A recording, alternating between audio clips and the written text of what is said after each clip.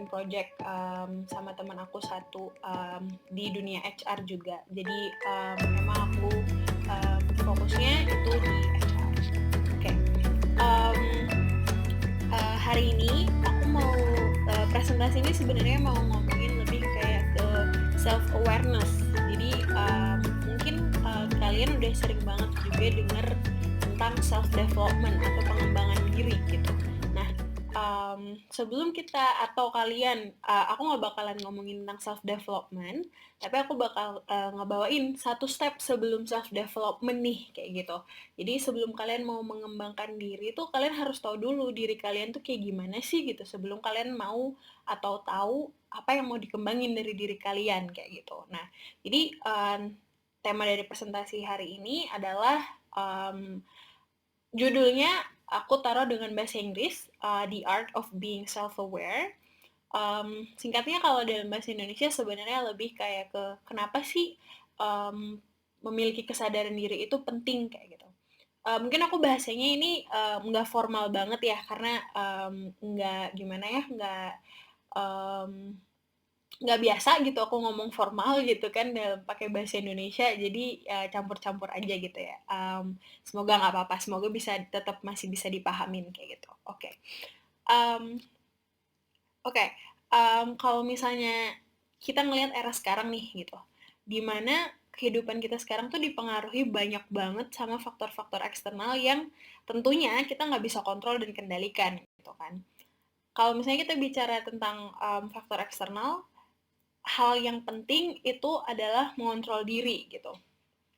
Nah, kalau misalnya kita udah berhasil mengontrol diri, kualitas hidup kita akan meningkat dengan hanya menyadari bagaimana faktor eksternal itu mempengaruhi kita kayak gitu. Ini tadi yang aku sebutin kontrol diri, sorry.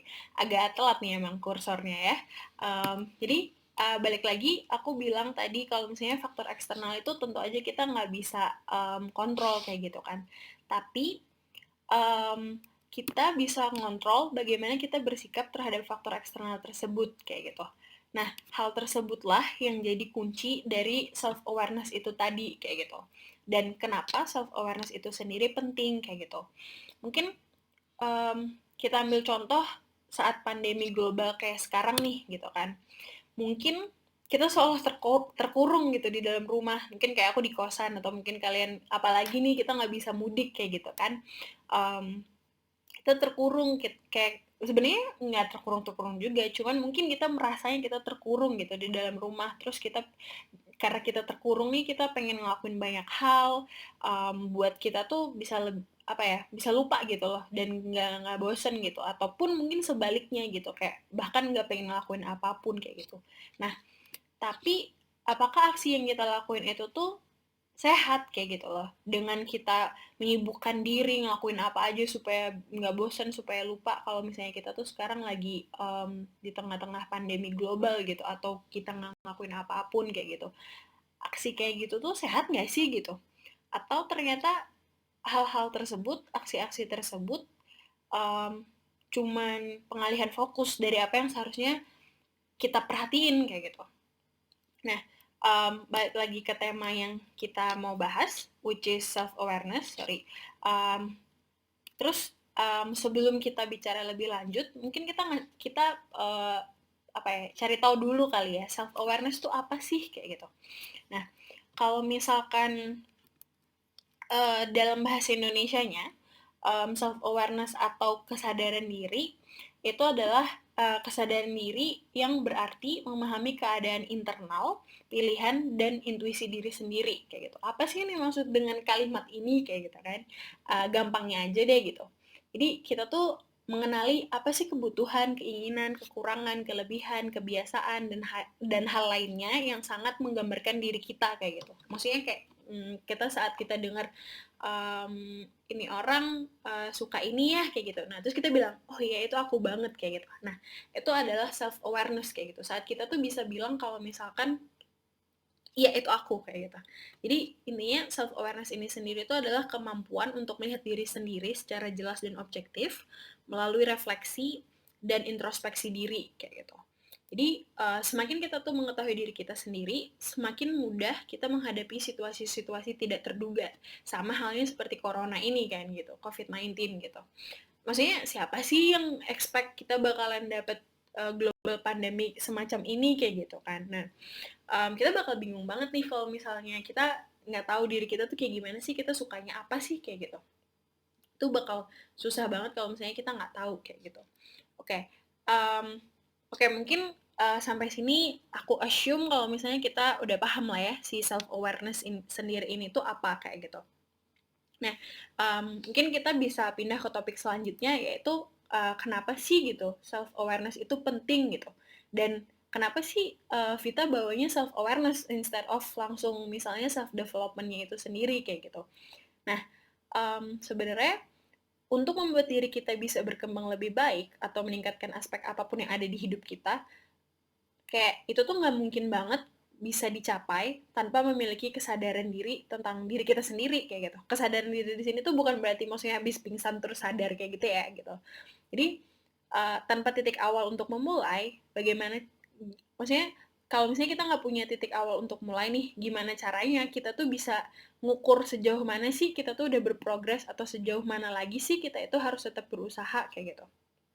Oke, um, jadi balik lagi telat ini ya, oke. Jadi ada beberapa alasan kenapa self awareness itu penting kayak gitu. Jadi balik lagi um, si self awareness ini tadi kayak aku sebutin tadi kan itu satu step sebelum self development gitu. Jadi secara lain self awareness ini tuh menjadi langkah pertama pada penentuan tujuan hidup kayak gitu. Kalau misalnya kita tuh udah cukup sadar mengenai kelebihan dan kekurangan kita, kita bakal lebih mudah lagi untuk mengetahui target apa aja sih yang perlu diatur dan strategi seperti apa sih yang bisa bantu kita untuk meraih apa tadi namanya tujuan hidup kita itu tadi kayak gitu. Nah, aku udah ini apa ya? Ini berdasarkan pengalaman hidup dan juga aku compile dari beberapa sumber. Alasan pertama self awareness itu penting itu ialah karena dengan memiliki self awareness itu kita bisa meningkatkan kemampuan sosial kayak gitu. Jadi orang-orang yang memiliki kesadaran diri yang tinggi itu sukses bahkan sangat sukses untuk bukan untuk tapi saat membentuk hubungan gitu. Maksudnya hubungan itu sama teman, sama orang baru baru dikenal kayak gitu. Karena kita yang punya self aware itu mampu memproyeksikan dengan tepat orang-orang seperti apa sih yang ingin kita temuin kayak gitu, kayak apa sih yang pengen kita dapat dari bertemu si A misalnya kayak gitu. Um, Terus dengan memiliki self awareness itu uh, jadi si kesadaran diri itu juga menstimuli atau menstimulasi emotional intelligence kayak gitu. Emotional intelligence itu sendiri um, dapat membangun empati yang ada di dalam diri kita untuk membangun keterkaitan terhadap perasaan orang lain kayak gitu. Nah, tentu aja dong kalau misalnya kita bisa relate sama perasaan orang lain, jelas lah pasti orang mungkin bisa lebih kayak oh ini orang bisa ngerti perasaan aku nih kayak gitu. Jadi kita bisa lebih membangun hubungan yang lebih deep lah istilahnya sama lebih dalam sama orang ini kayak gitu. Nah, alasan keduanya itu adalah meningkatkan kemampuan kita dalam berbagai hal juga kita bisa mempunyai pikiran yang terbuka atau dalam bahasa Inggrisnya adalah open mindedness kayak gitu. Nah, dengan kita memiliki kesadaran diri itu tuh membantu kita banget untuk punya fokus yang jelas saat kita menghadapi permasalahan gitu. Kita juga lebih terbuka dalam menerima pendapat. Jadi open mindedness-nya itu masuk di sini gitu. Kita lebih terbuka dalam menerima pendapat, feedback, terus kritik dari orang lain gitu. Tanpa memperhitungkan subjektivitas. Maksudnya biasanya ini nggak tahu ya, mungkin aku ya, let's say anggap aja lah ini contohnya aku gitu. Aku nggak tahu kalian kayak gimana. Misalnya ada orang yang ngekritik aku atau ngasih feedback aku gitu. Kalau misalnya aku nggak punya self awareness, aku bakal mikir, lah anjir nih orang kok kayak gitu ya ke aku kayak gitu. Maksudnya jadi kayak mikirnya subjektif gitu. Padahal kalau misalnya kita memiliki pikiran yang terbuka, itu tuh untuk kebaikan kita gitu loh. Jadi dengan kata lain, kesadaran diri di poin yang kedua ini itu mengarahkan kita untuk mengatur mindset lebih baik dan kita juga bisa mengubahnya menjadi sesuatu yang positif terlepas dari faktor eksternal yang negatif itu tadi kayak gitu. berdasarkan sebuah studi yang dilakuin sama Sutton di tahun 2016, kesadaran diri itu membuat kita lebih proaktif, meningkatkan level penerimaan kita, dan juga mendorong kita ke perkembangan diri yang lebih positif. Balik lagi, kita nggak ngelihat feedback itu sebagai hal negatif, tapi sebagai hal yang membangun gitu, which is kita bakalan jadi lebih positif dong ke depannya. Nah, kayak gitu. Di mana hal tersebut sebenarnya juga berhubungan dengan alasan lainnya, yaitu meningkatkan produktivitas. Ini aku di sini ketemunya, let's say lah, aku nggak bermaksud seksis atau apa ini put make up di sini, tapi ini mungkin melambangkan aku sih. Aku kayak kalau make up tuh males banget kayak gitu kan. Jadi, oke, kalau misalnya aku udah make up berarti itu aku merasa aku produktif kayak gitu. Jadi kenapa aku put di situ? Oke, itu side note aja gitu. Jadi, um, balik lagi, kalau misalnya kita punya produktivitas yang meningkat, otomatis kita akan menjadi lebih baik saat melakukan pekerjaan. Nah, selain itu, um, kita juga bisa menjadi komunikator yang lebih baik serta meningkatkan kepercayaan diri. Balik lagi kayak gitu. Jadi, balik lagi juga, apa ya, berhubungan lagi dengan si self awareness itu, alasan lainnya itu adalah itu bisa memperbaiki skill kepemimpinan kita kayak gitu. Salah satu atribut penting dari pemimpin kan sebenarnya adalah, let's say salah satunya adalah pengambilan keputusan yang cepat gitu. Nah, untuk kita bisa mengambil keputusan yang cepat itu kita perlu tahu dulu diri kita sendiri tuh kayak gimana sih gitu. Saat kita udah mengenali diri kita sendiri, um, hal itu membuat kita menghilangkan ketakutan internal yang membuat kita fokus pada hal yang lebih penting gitu. Dimana fokus dengan hal yang lebih penting ini tuh membawa kita kepada pengambilan keputusan yang lebih. Skill kepemimpinan kita dalam hal mengambil keputusan itu meningkat dengan kita bisa menjadi self aware kayak gitu. Alasan selanjutnya, mungkin last but not least yang ada di daftar di presentasi ini adalah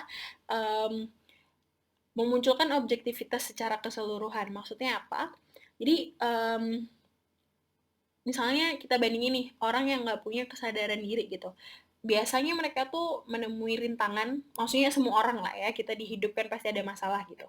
Nah, biasanya orang yang nggak punya self awareness ini, um, rintangannya itu tuh nggak jarang rintangan yang berulang. Kenapa? Karena biasanya mereka tuh nggak tahu penyebabnya tuh apa kayak gitu. Jadi secara kontras, bukan jadi sih, secara kontras di sisi yang lain gitu, orang yang punya self awareness itu pasti kita akan mikir-mikir nih secara objektif apa ya yang salah dari yang aku lakuin kayak gitu, let's say dari masalah ini gitu kan, maksudnya ada masalah berarti kan ada sesuatu yang salah gitu. Nah jadi apa sih yang aku lakuin gitu yang aku bisa perbaikin kayak gitu, jadi lebih kayak fokus ke akar dari permasalahan yang dialamin sama orang yang punya self awareness ini kayak gitu. Jadi perbedaannya adalah orang yang punya self awareness itu memiliki kemampuan untuk mendiagnosa masalah terpendam yang memang tidak terlihat secara nyata kayak gitu. Jadi emang harus digali dulu nih salahnya di mana kayak gitu. Nah, baru dari situ kita bisa memperbaiki penyebab sejatinya masalah itu tuh munculnya kenapa kayak gitu. Oke, menurut Sylvia dan O'Brien, ini dari studinya mereka juga, self awareness itu tuh bikin kita melihat banyak hal dari perspektif orang lain dan kita bisa mempraktikkan kontrol diri, bekerja secara kreatif dan produktif, serta menimbulkan kebanggaan terhadap diri, hasil kerja, serta meningkatkan self esteem kita juga, kayak gitu.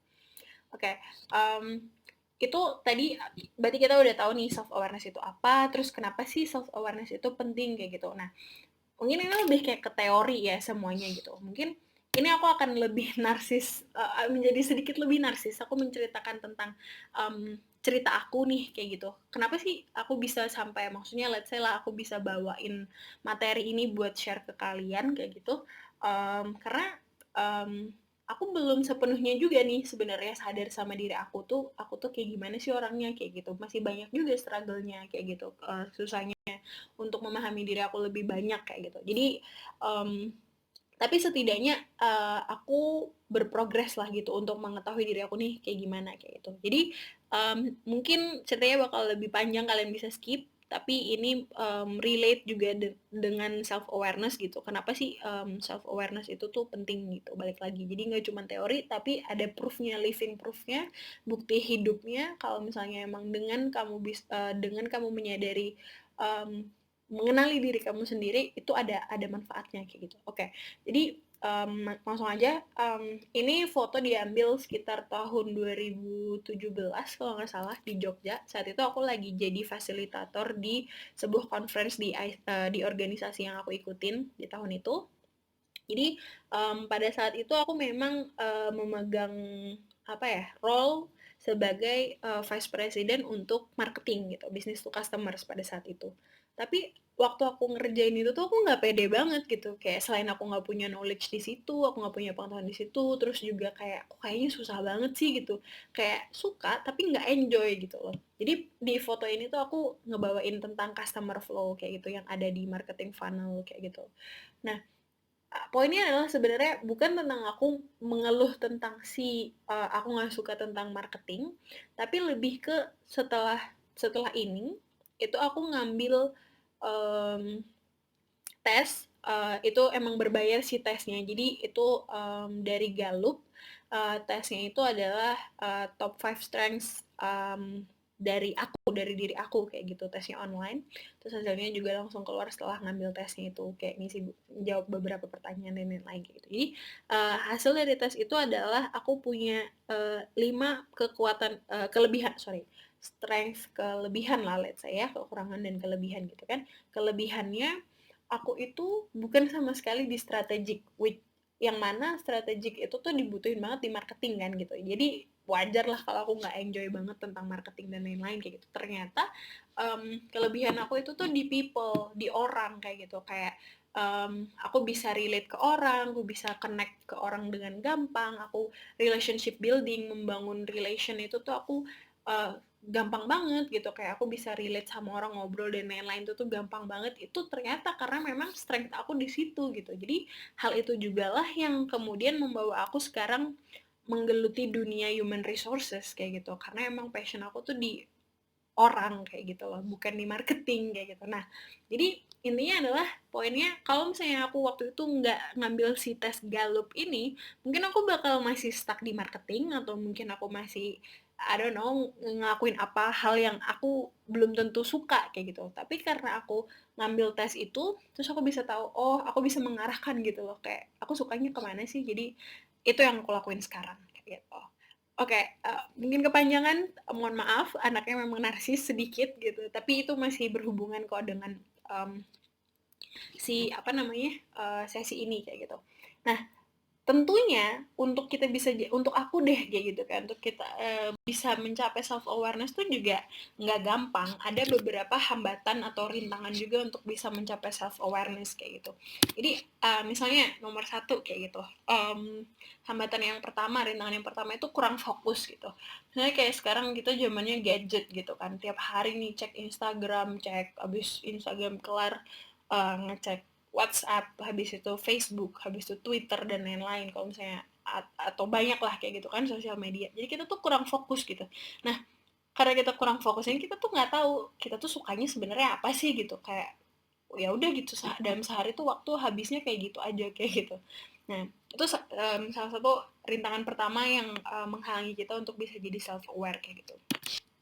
Terus malu bertanya. Maksudnya malu bertanya di sini tuh lebih kayak tentang diri kita sendiri. Kita tuh enggan gitu untuk cari feedback, kayak nanya gitu, kayak malu biasanya mungkin kan, kayak um, apa namanya, malu gitu nanya ke orang, aku tuh orangnya kayak gimana sih gitu. Dan mungkin kadang orang yang kita tanya pun juga agak sungkan mungkin untuk ngasih tahu sejujur-jujurnya kita tuh kayak gimana kayak gitu. Nah, which is sebenarnya dari kita malu bertanya ini, jadi kita bias konfirmasi, sorry typo. Jadi bias konfirmasi itu di sini adalah maksudnya kita tuh tahu diri kita tuh dari versi kita aja, dari pemikiran kita aja gitu. Kita tuh nggak tahu sebenarnya diri kita tuh kayak gimana gitu. Karena saat kita cuman tahu diri kita tuh, oh, misalnya aku nih, kita tuh orangnya misalnya rajin gitu. Padahal ya nggak juga kayak gitu loh. Cuman pasti kan kita maunya yang baik-baik dong tentang diri kita gitu. Coba misalnya aku nanya ke papaku misalnya, "Pak, Saya tuh anaknya kayak gimana, rajin nggak sih? Terus bapakku pasti jawabin kayak mana, bangun siang dan lain-lain kayak gitu. Nah, itu yang menjadi bias konfirmasi karena kita malu bertanya gitu. Kalau aku nggak nanya apa-apa, aku pasti kan aku bakal tetap mikir, oh, aku rajin kok kayak gitu. Ya itu emang kalau misalnya nggak sadar diri banget sih kayak gitu. Nah, terus karena kita udah tahu nih tadi pentingnya atau manfaatnya kita untuk jadi self awareness itu apa gitu. Tapi ada rintangan-rintangan ini. Terus apa aja sih yang bisa kita lakuin gitu biar biar kita tuh bisa self aware kayak gitu. Biar kita punya self awareness kayak gitu. Nah, hal pertama yang bisa kita lakuin itu ini ada 4 hal yang aku compile yang menurut aku gampang untuk dimulai kalau misalnya kalian baru mau memulai gitu. Nah, yang pertama itu adalah journaling. Jadi maksudnya adalah di journaling itu kalian lebih kayak berkomunikasi dengan diri sendiri melalui journaling kayak gitu. Jadi kalian catat tuh apa aja yang kalian rasain atau misalnya hari ini kalian ngapain aja dan lain-lain. Catat aja semuanya yang kalian hadapin kayak gitu. Atau kayak misalnya aku hari ini ketemu misalnya anjing lucu banget atau aku ketemu aku makan makanan yang aku suka kayak gitu atau aku hari ini tadi uh, bocor ban hal-hal yang kayak gitu yang kalian suka kalian nggak suka tulis aja di jurnal aja kayak gitu itu salah satu cara kalian berkomunikasi dengan diri melalui jurnal. Nah, jurnal ini tuh terserah boleh itu tuh online kayak aku punya blog aku tulis lah di blog hal-hal apa aja yang aku pelajarin tentang kehidupan dan lain-lain. Terus boleh juga di diary atau buku lah kayak gitu misalnya kalian mau itu private ke kalian kayak gitu bebas bentuknya kayak gimana gitu. Nah, karena dengan melakukan ini mau nggak mau kalau kalian tuh jadi mikirin tentang hal-hal yang kalian lakukan secara tidak sadar gitu. Maksudnya hal-hal yang saya kalian nulis gitu kan kayak kenapa sih aku ngelakuin itu, apa alasannya, terus kayak gimana sih hal-hal tersebut tuh mempengaruhin moodnya kalian atau mempengaruhi pemikirannya kalian kayak gitu. Misalnya tadi aku bilang kayak ketemu anjing lucu, terus aku jadi seneng kayak gitu. Jadi kalian bisa tahu kayak gitu loh kayak hal-hal apa aja yang bikin kalian senang, hal-hal apa aja yang kalian nggak suka kayak gitu. Nah, terus hal selanjutnya itu adalah menghitung kebahagiaan. Jadi maksudnya menghitung kebahagiaan tuh bukan kayak 1, 2, 3 gitu menghitung, tapi lebih kayak mulai mensyukuri hal-hal yang membuat kamu senang setiap harinya kayak gitu. Jadi nggak harus sama setiap hari, pasti beda-beda dong kayak gitu. Kayak mungkin kayak aku nih sekarang lagi stuck gitu di Bali nggak bisa pulang. Tapi ada aja gitu yang bisa bikin seneng gitu. Misalnya sesimpel kayak ibu kos kadang kasih makanan kayak gitu kayak dia kasihan gitu kan sama anak-anak yang di kosan kayak stuck gitu terus dia kadang kasih makanan nah kayak gitu hal-hal yang kayak gitu atau misalnya pas temen kamu ngechat nanyain kabar kayak gitu-gitu ya dihitung aja kayak gitu kayak syukurin kayak gitu loh jangan dibuang hal-hal kayak gitu tuh penting untuk bisa kita bangun self esteem kayak gitu. Nah, yang selanjutnya itu tanya kenapa. Dalam artian adalah tanya kenapa tuh lebih kayak kamu curious aja gitu, penasaran aja kenapa sih aku ngelakuin hal itu tadi kayak gitu. Kenapa kamu bisa let's say kamu sekarang lagi nikmatin hidup gitu kan. Apa yang bikin aku nikmatin hidup gitu? Kenapa aku bisa menikmati hidup saat ini? Atau misalnya kalian lagi galau gitu, kenapa aku bisa galau gitu? Kenapa aku nggak suka sama hidup sekarang kayak gitu? Kenapa kenapa aku mau menyendiri let's say kayak gitu? Tanya aja terus kenapa kayak gitu kan. Karena dengan kalian nanyain pertanyaan-pertanyaan tersebut, kita tuh jadi lebih akrab dengan hal-hal yang menjadi penggerak keseharian kita gitu. Nah, dengan melakukan hal tersebut, balik lagi kita bisa merasakan perasaan yang lebih baik tentang gimana sih kita harus menyikapi hal-hal yang kejadian di hidup kita ini kayak gitu. Kayak baik yang secara sadar maupun tidak kayak gitu. Nah, hal terakhir yang bisa kalian lakuin itu adalah mencari feedback. Mencari feedback ini balik lagi tadi jangan malu bertanya gitu. Tanya aja gitu sama orang tua kalian, sama saudara kalian, sama temen akrab kalian atau guru kalian, siapapun gitu. Tanya tanya tentang perspektif mereka tentang kamu kayak gitu loh.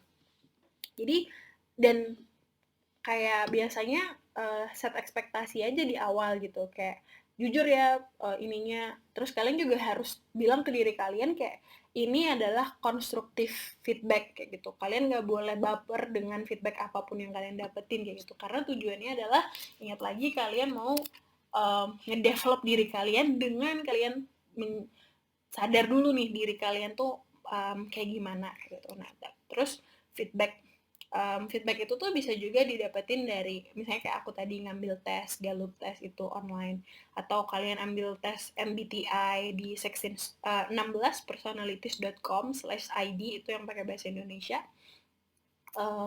Jadi kalian bisa tahu kalau yang tes MBTI itu lebih kayak ke kekurangan kelebihannya kalian tuh apa aja kayak gitu. Nah,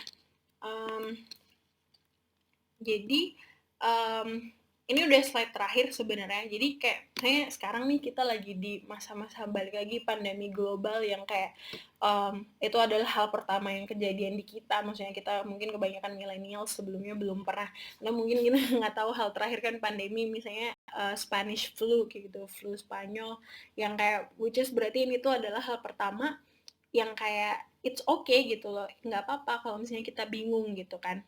Tapi dengan kita punya self awareness, kebingungan itu nggak bakalan bertahan lama kayak gitu. Sebagaimana sebagaimana bahasa gue formal banget kali ya. Jadi sebagaimana kita tuh bakal tahu gitu loh kayak gimana sih kita harus bereaksi terhadap situasi ini gitu berdasarkan intuisi kita gitu. Karena kita udah tahu diri kita tuh kayak gimana. Maksudnya tentu aja sih emang bukan berarti dengan kita udah punya self awareness masalah kita semuanya langsung bisa diselesaikan gitu, enggak. Tapi dengan self awareness itu merupakan salah satu langkah besar menuju apa ya namanya improvement kayak gitu.